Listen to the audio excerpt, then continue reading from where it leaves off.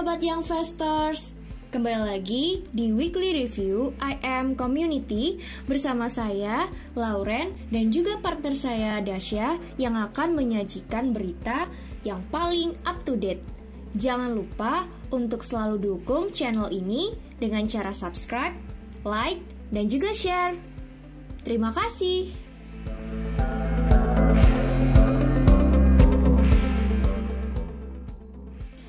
Berita pertama, Menteri Pariwisata dan Ekonomi Kreatif Sandiaga Uno mengatakan pemerintah mendukung para sineas dan animator sebagai bagian dari industri ekonomi kreatif yang memproduksi konten melalui layanan platform konten online curation atau OCC untuk turut mendorong pertumbuhan ekonomi Indonesia. Pemerintah telah memfasilitasi sektor ini untuk berkembang. Dapat dilihat, subsektor film atau video dan animasi di ekonomi kreatif mengalami perkembangan pesat dan cukup unik, kata Sandiaga saat seminar virtual Akatara 2021 bertajuk The Economic Impact of Online Curated Content Service in Indonesia pada Senin. Sandiaga menyebut beberapa program untuk mendukung ekosistem industri film. Misalnya pemerintah memiliki program bantuan insentif pemerintah atau BIP yang ditujukan kepada subsektor film atau video dan animasi untuk memicu pertumbuhan industri dengan memberi sejumlah insentif atau pendanaan.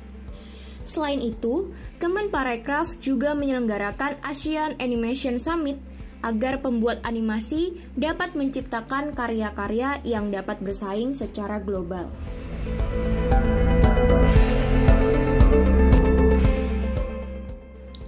Berita selanjutnya, Menteri Badan Usaha Milik Negara BUMN Erick Thohir mengatakan perusahaan-perusahaan plat merah harus berkolaborasi dengan usaha mikro, kecil, dan menengah UMKM.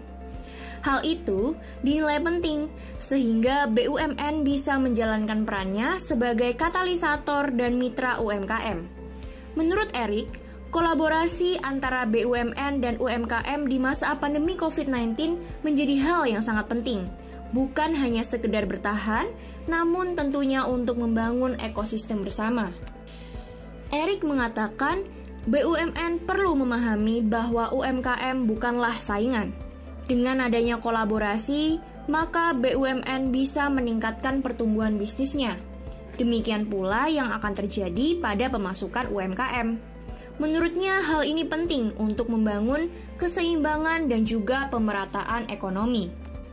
Oleh sebab itu, kata Erick, untuk mewujudkan kolaborasi antara BUMN dan UMKM, diselenggarakannya pameran pasar digital atau PADI UMKM yang kini telah memasuki batch kedua setelah batch pertama berlangsung pada Februari 2021. Lewat acara ini, diharapkan UMKM bisa naik kelas karena mereka mampu membuka peluang bagi pelaku UMKM untuk meningkatkan kualitas produk sehingga ada perbaikan harga dan lebih berdaya saing. Selain itu, juga membuka peluang untuk UMKM bermitra dengan BUMN.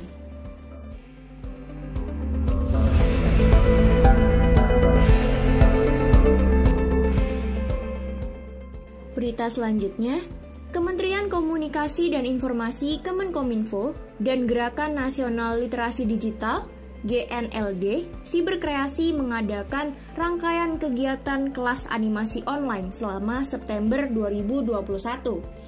Kelas animasi tersebut terbagi dalam 8 sesi dan diselenggarakan setiap Sabtu dan Minggu.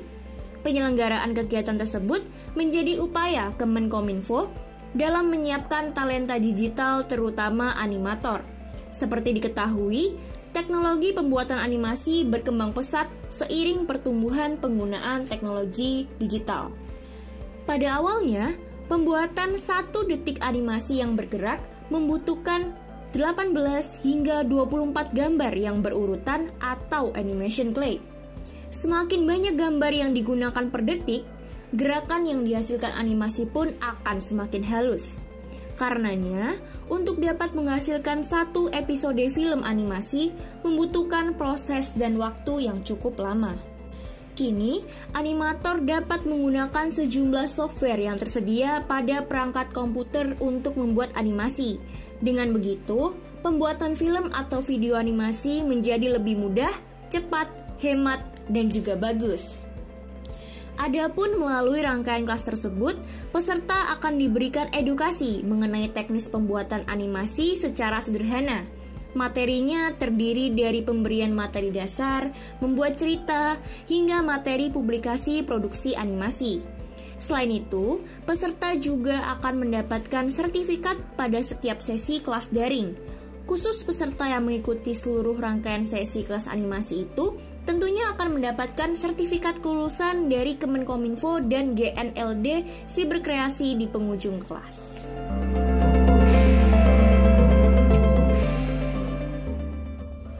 Thank you for the news, Lauren. Continuing with me, hi everyone, my name is Sasha, and I will be your host for this week's International Weekly Review. Now, on this week's Weekly Review, first up, British employers are facing the most severe shortage of job candidates on record due to the post-lockdown and Brexit economic boom, pushing starting salaries for permanent staff at an unprecedented pace, the recruiting agency said. In a survey to be studied by the Bank of England as it weighs the risk of long-term inflation problems, the Confederation of Recruitment and Employment, REC, said employers are increasingly optimistic about the outlook for August.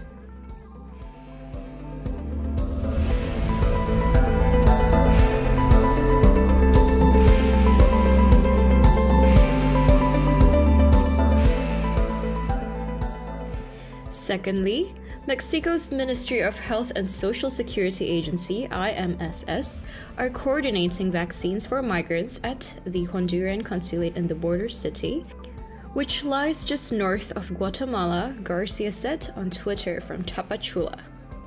Anti-COVID Vaccination Day is underway for the undocumented and some documented Honduran migrants who remain in this Mexican city, said Garcia, a lawyer married to Honduran President Juan Orlando Hernandez. About 150 migrants received the vaccine, according to Spain's EFE news agency, which reported that a vaccination campaign had been underway since last week, with more than 600 people having been injected so far.